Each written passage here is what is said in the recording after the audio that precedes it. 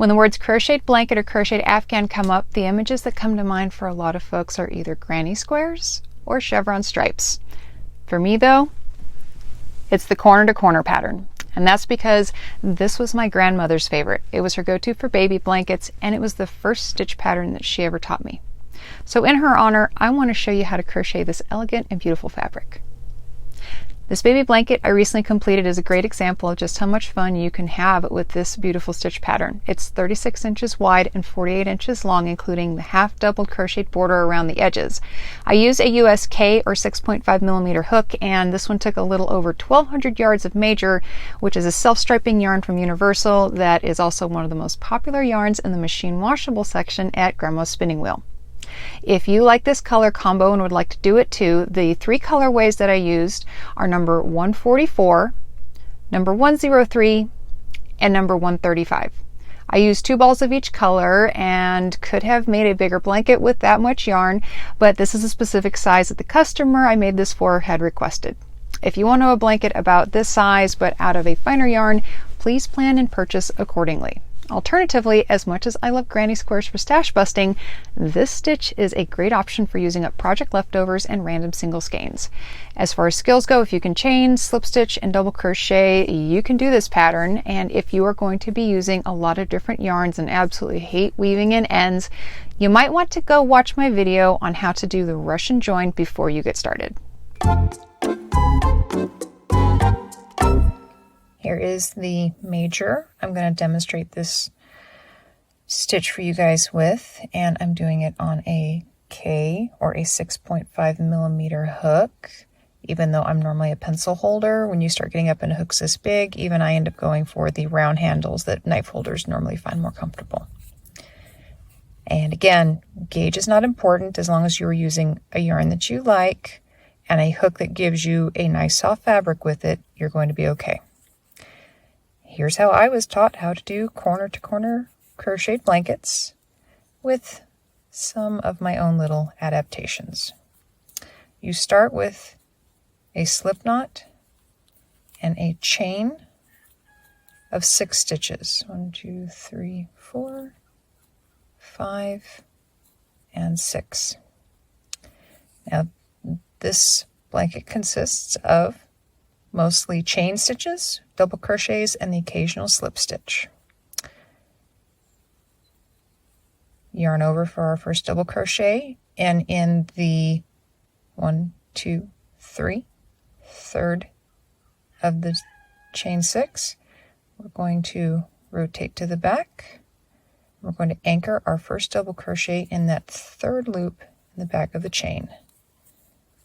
We're going to do our nice soft double crochet. Yarn over again, 3rd loop in the back of the 2nd chain, yarn over again, and into the 3rd loop of the very first chain we made. Now if you have trouble identifying the 3rd loop in the back of a chain, don't worry about it.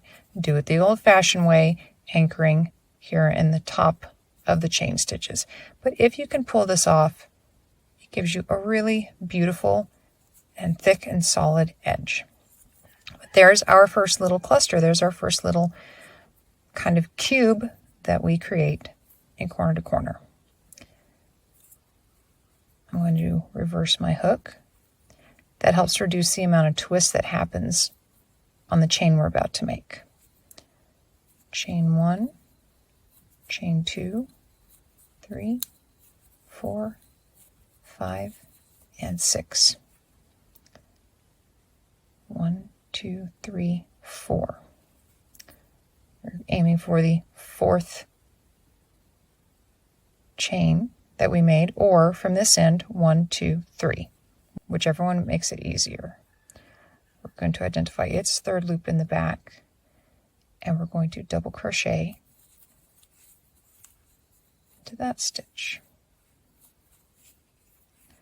And now we're doing the same thing we did before. We're doing 3 more double crochets.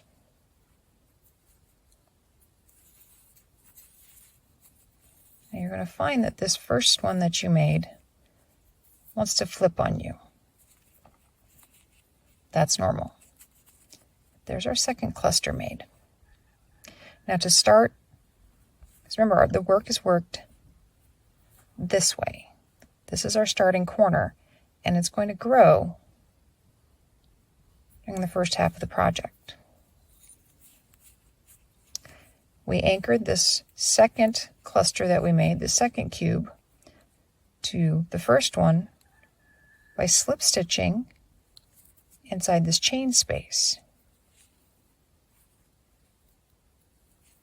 Slip. Now it's joined. And now chain 3. And if you want extra definition and dimensionality, chain 3 kind of on the tight side to make this chain a little tighter than it might normally be. You can also do a chain 2, but it tends to make the fabric rumple quite a bit and lay funny. After a chain 3, we yarn over and we do double crochet in the chain space, a second double crochet in the chain space, and we yarn over, and I like to anchor this third double crochet in the edge of the project. You can anchor it in this chain space as well, but I found it gives a cleaner, stronger edge if you anchor it in this side of the project. Let me pull that out and show you again where that got anchored. Yarn over, and at the base of where that chain is coming out here, I'm going to actually anchor the stitch at that point. It gives us a really, really solid edge because blankets tend to go through a lot of abuse, and this also makes it easier to come back and do the border later. We're going to do our hook reversal, and we're going to start our next cube. Again, 1, 2, 3, 4, 5, and 6. 1, 2, 3, or in the fourth chain stitch from the hook. Yarn over,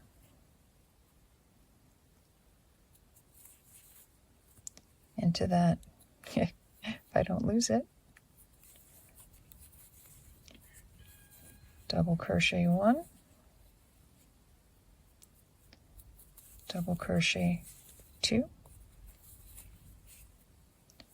and double crochet number 3.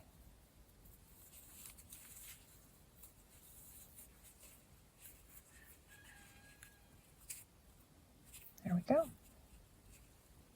There's the cube at the beginning of our next row. There's our anchoring slip stitch. 1, 2, 3 tightly. And now we need to do our 3 double crochets in that chain space.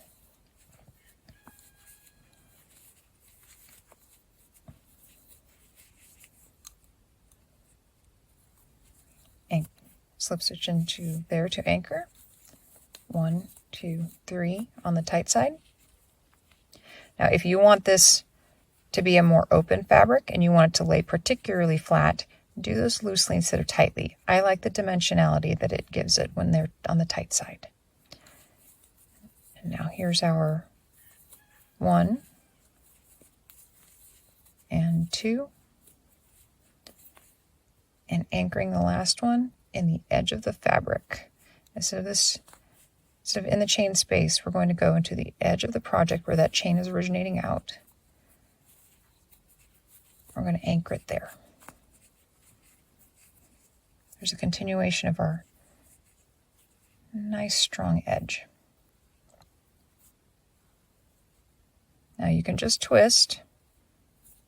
Again, my trick of taking this out, putting the hook back in the other way.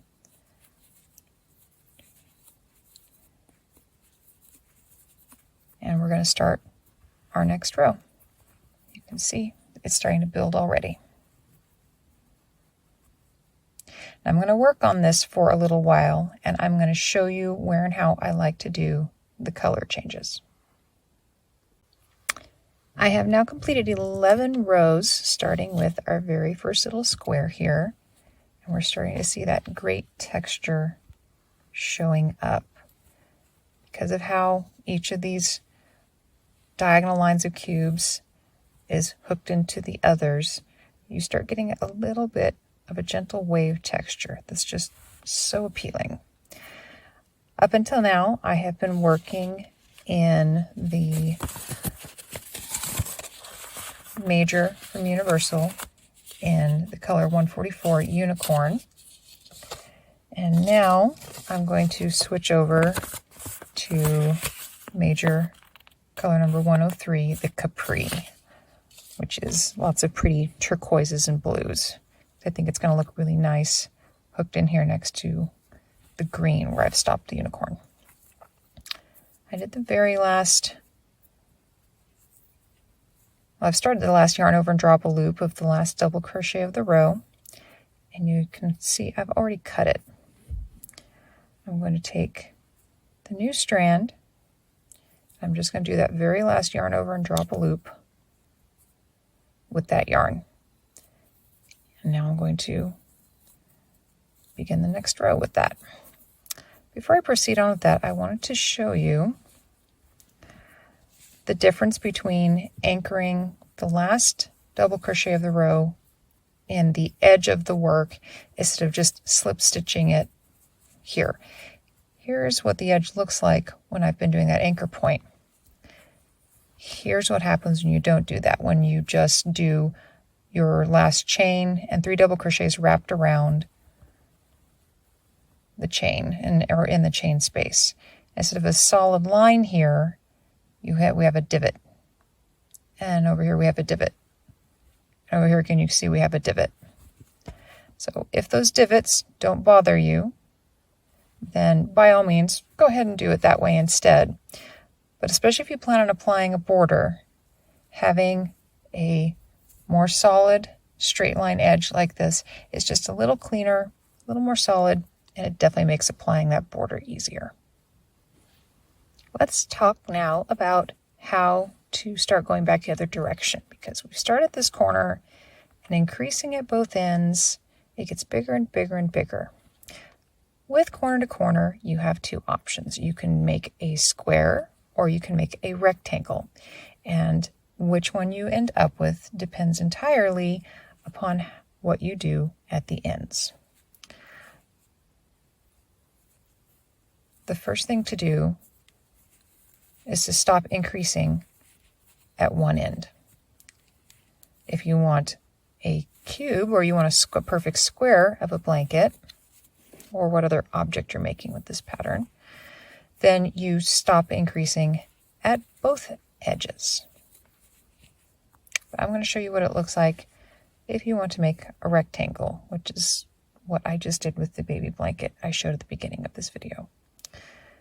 Instead of anchoring with a slip stitch here, we're going to enter the chain. So we're passing underneath those 2 stitches of that chain stitch, and we're slip stitching.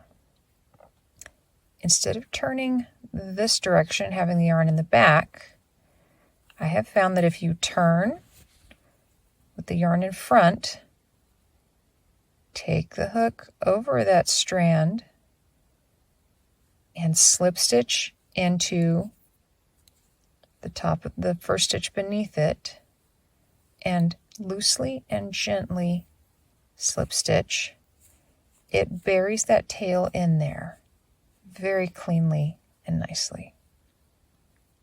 We slip stitch into the next, and now we slip stitch into the chain space to anchor,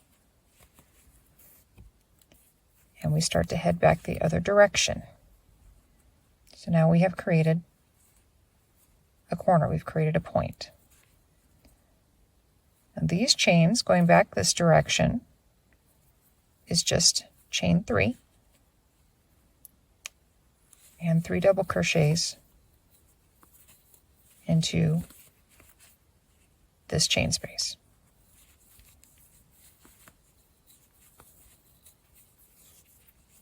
I'm going to work across to the other end and show you your 2 options at that end, that edge, depending upon whether or not you want to do a square or a rectangle.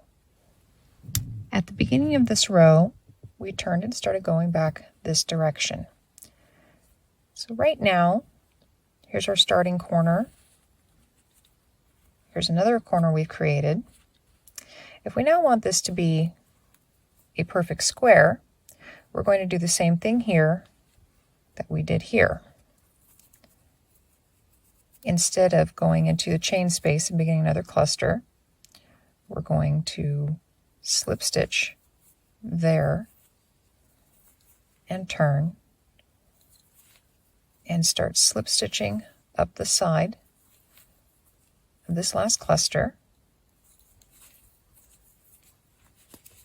and that creates another corner. So corner here, corner there, corner down there, and we would just work back and forth until we get down to 1 cube left and we're done.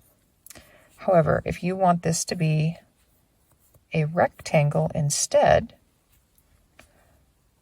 we're always going to be doing this termination at this end. We're not going to create a new square. We're just going to turn, slip stitch up the side and work back this way. And we're going to continue to increase at this end. So here's our chain and 2 double crochets. We need 1 more. And you see how I folded this down out of the way? As you're working along, if you feel like this is in the way, just move it so that you can do these stitches. And then you can fold it back up and go back to what you were doing. Let me anchor in here. I'm going to do our 1.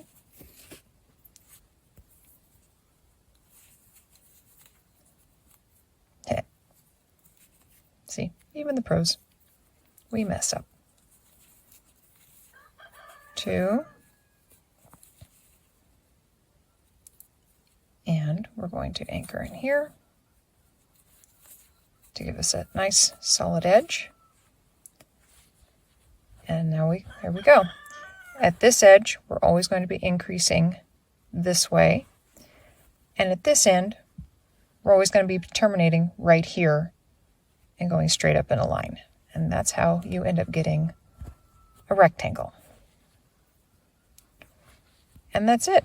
For corner to corner, you just keep going back and forth until it's as big as you want it to be crossways. And go as far up as you want to get the length you want. For this blanket, the longest row on it is 35 cubes. And as you can see, it's a rectangle, so that means I was terminating on one edge and continuing to build at another. One more detail I want to cover with you guys is how to change colors, or where the best place, most advantageous place to change colors when you are working back this way. I've joined my last square to the edge of this one to give us a nice smooth edge. And as I slip stitch up this way, I'm going to, when I go to anchor in this loop here, we're going to do that yarn over and drop a loop. Oh, there we go. Let's put a nice little knot in our yarn. That's helpful.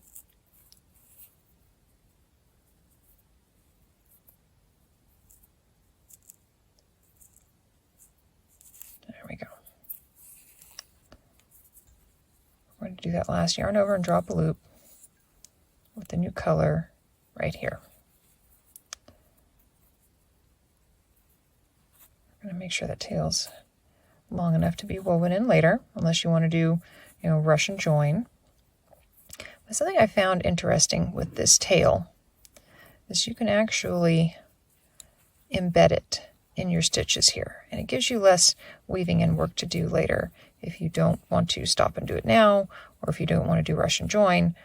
Kind of spiraled it and buried it inside that chain stitch. And now as I'm working along, I'm going to do this first double crochet. I'm going to weave that tail in there, yarn over around it, do the next double crochet, take what's left of that little tail, if I can find it, spiral it around the working end of the yarn, and do another stitch. And I'm just going to keep integrating it into each of my stitches along. And I found doing it that way when I did on that other blanket, I eventually get to where I have maybe just a little 1/4 of an inch that needs to be snipped off after the project is done, and I'm going to go through and give it a wash. So you can see our color transition there happened pretty seamlessly, pretty smoothly, nice and solid, and less weaving and work to do. So as with the big blanket that I made, I started with 144 unicorn, and here in this section I moved into color number 103, the Capri, and as I continued up towards the other corner making a square, I moved into Toile. That's color number 135. It's kind of fun to choose when you're going to end and begin different colorways so you can mix them together. And I've been decreasing, and we're all the way up here, and this is the exciting part, the very, very last one. So I'm going to take this back a little bit. Here I created this last one. I'm going to go through this turn for you guys one more time. We're going to anchor in this chain here. I'm going to do a slip stitch, and now we're going to turn. I want to keep the yarn in the front of the work instead of taking it to the back like we normally do. And we want to slip stitch around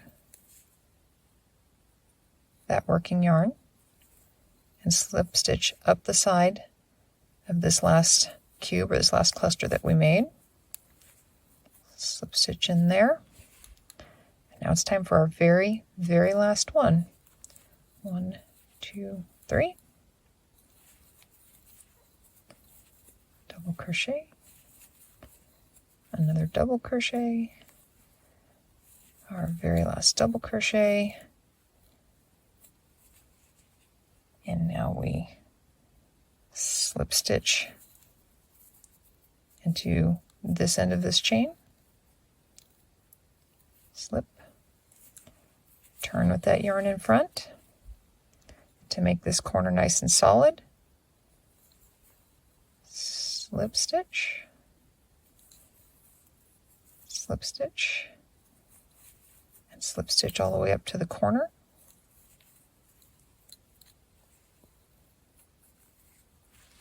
And we're done. There's our ending corner. We would just pull this up, leave ourselves a tail to weave in. And if you use my favorite wool needles here with this great big easy to thread eye, you don't have to burn a bunch of yarn on a super long tail to sew with. You can just weave in here at the ends. That's it. That's how you crochet corner to corner, at least the way I was taught by my grandmother many, many years ago, and with some slight adaptations. I hope you enjoy, and please feel free to send me an email or leave me comments with pictures of anything that you make using this stitch. Happy crocheting!